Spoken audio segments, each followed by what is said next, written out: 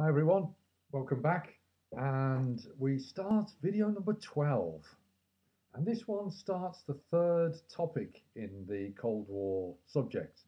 And the third topic begins to look at the end of the Cold War. Now it takes 20 years, but all of the videos from now on are looking towards the end of the Cold War. 1970 right the way through to 1971. 1991, 20 years, 21 years. Now, we get the 1970s, a new decade was starting. And with the new decade came new hopes.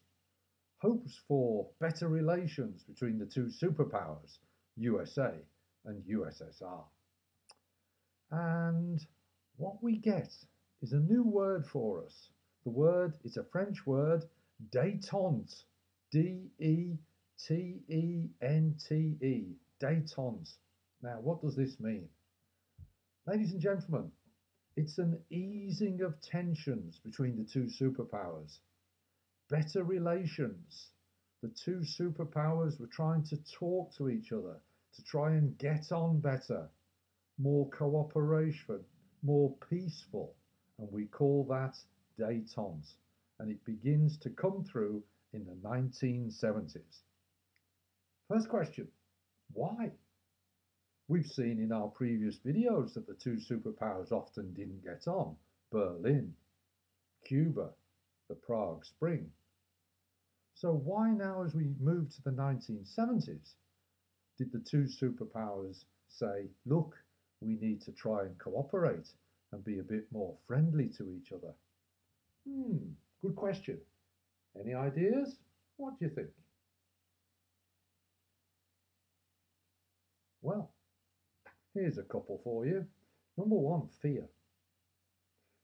Both sides had seen, through episodes such as Cuba, that it was very easy to get towards the brink of nuclear war, which would have been catastrophic for both countries and indeed the world.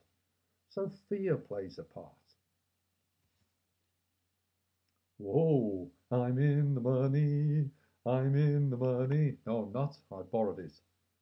20 American dollars. Money plays a part, ladies and gentlemen. Can you work out why? Well, the arms race was unbelievably expensive. Both superpowers were spending huge amounts of money on bombs.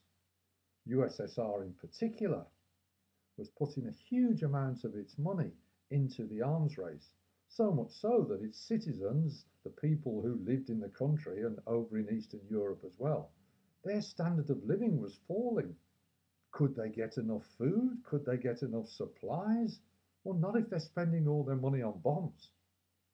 And even America, the richest country in the world, they were spending a huge amount of money on bombs.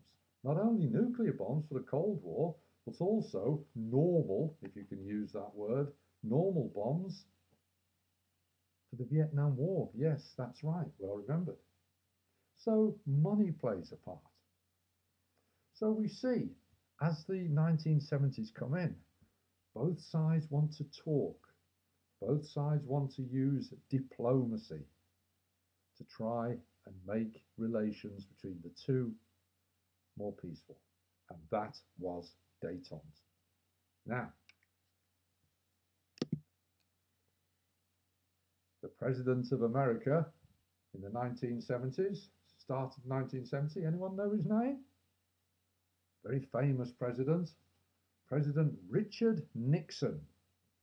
Now, 1972, he travels to Moscow to meet the leader of Russia, Brezhnev. Remember the eyebrows? Yes. Nixon meets Brezhnev and they set up talk. This is a good sign. The two superpowers are meeting and talking. That's good. And they set up some further talks, which happen, called Strategic Arms Limitation Treaty.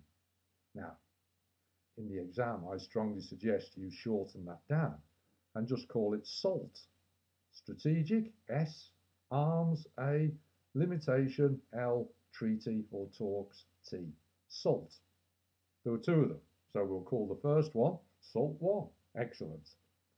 And SALT 1, what we see, 1972, 1974, sorry, 74, SALT 1, we get some agreement between the two superpowers to limit the number of nuclear weapons.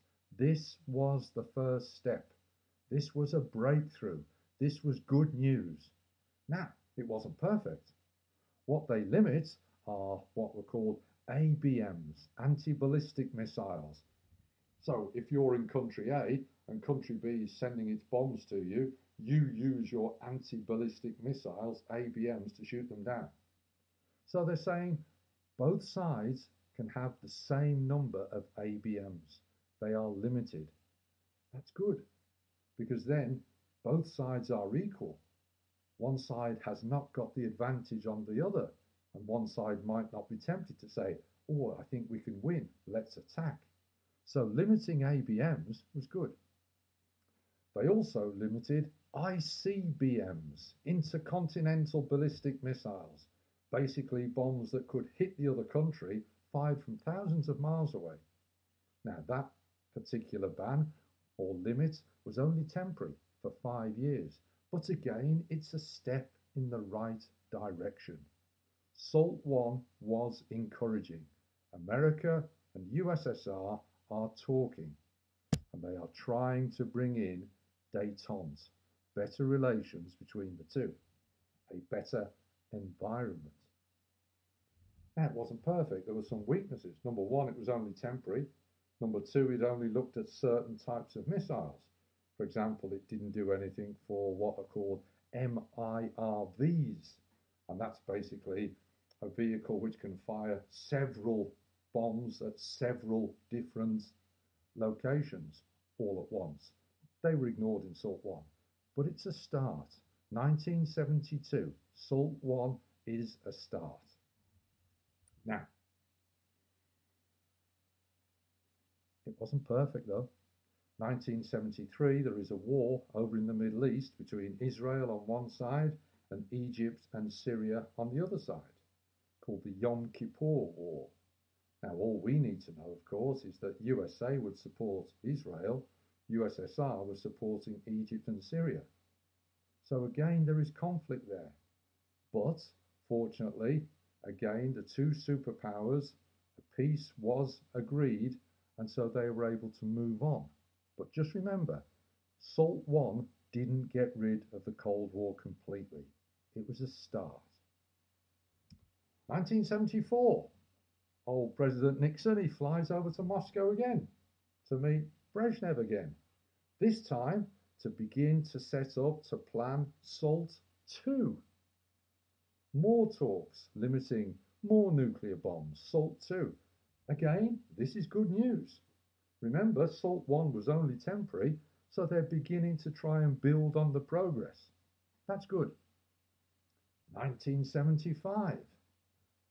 America and USSR show this new feeling of détente, this new feeling of cooperation and more friendliness towards each other up in space.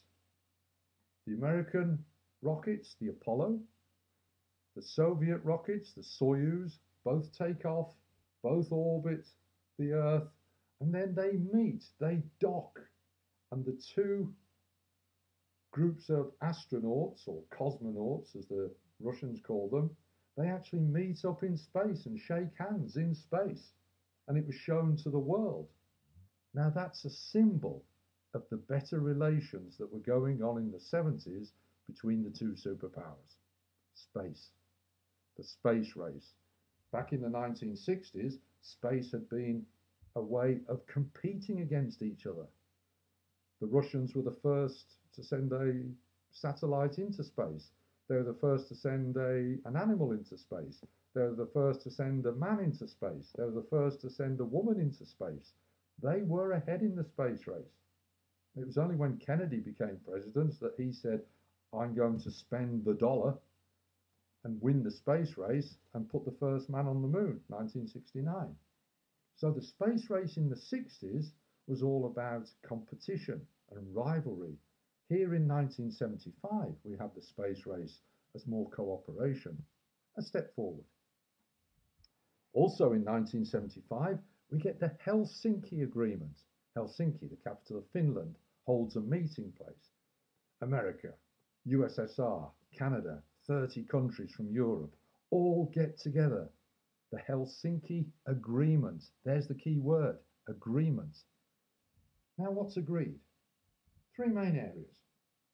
Area number one, security.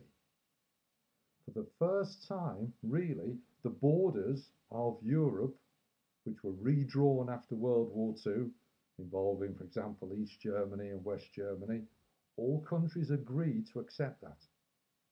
All countries agreed to accept that USSR was controlling Eastern Europe. This was a step forward. There was more agreement, security. Number two, cooperation.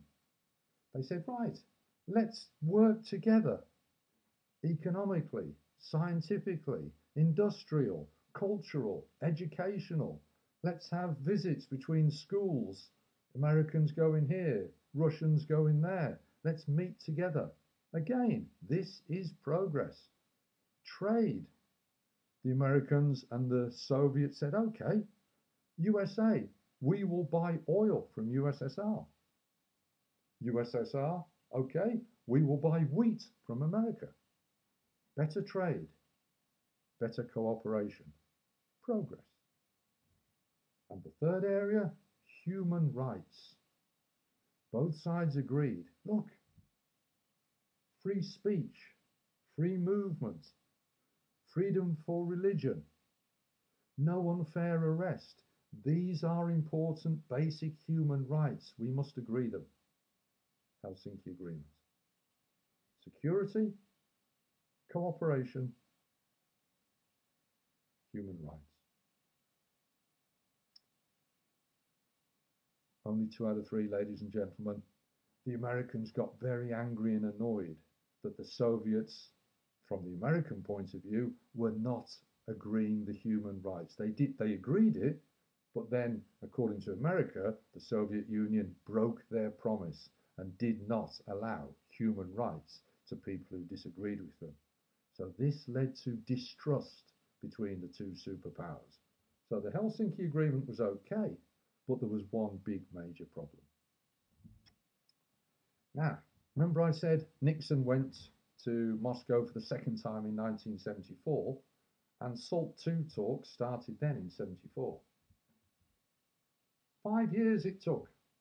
SALT II, 1974 to 1979. Finally, in 1979, after years of discussion, they've come up with their suggestions, their points to move forward from SALT I. Good news, we all cry. Let's have a look. SALT II. This is what they agreed. We will limit ICBMs. Remember them? Intercontinental ballistic missiles attacking from a long range.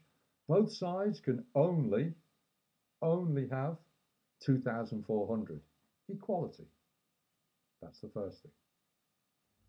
Second thing, remember those MIRVs that could fire different rockets at different times to different locations? Again, a limit in SALT II. They can only have 1,320 of those. Good. So you could say, here we have, hopefully, some more progress. Hopefully, the arms race is being limited. It's being taken down in its seriousness. There was also a ban on new land-based ICBM launchers, so you couldn't launch them from a back of a lorry, for example. A ban on that. And the final thing, this new set of agreements and points from SALT II, 1979, remember, it was to last until 1985, so that's 6 years. So SALT I, temporary, and some good limits. Soyuz up in space, Apollo and Soyuz together, working together, good. Helsinki Agreement, Good on the face of it, but only 2 out of 3 were really followed. SALT II, 1979. Finally, it looks as if the arms race is beginning to be really taken down. It looks as if Detente is working. Fantastic news. Hooray! Oh no, ladies and gentlemen. SALT II, 1979, was never ratified. Do you know what that word means? It means the United States Senate, a bit like the Parliament here in Britain, they never signed it. They never approved it. So 5 years, 5 long years of talks, coming up with their suggestions, and then right at the end, it's not signed. Why not, ladies and gentlemen? Why not? We wish you a Merry Christmas. We wish you a Merry Christmas. We wish you a Merry Christmas and a Happy New Year. What? What's Christmas got to do with stopping this big step forward for peace? What's Christmas got to do with it? Christmas is a great time. Well, not in 1979, ladies and gentlemen, because something happened which stopped SALT II. What was it? I'll tell you in the next video. Video 13. It's coming soon, ladies and gentlemen. What happened next? See you later.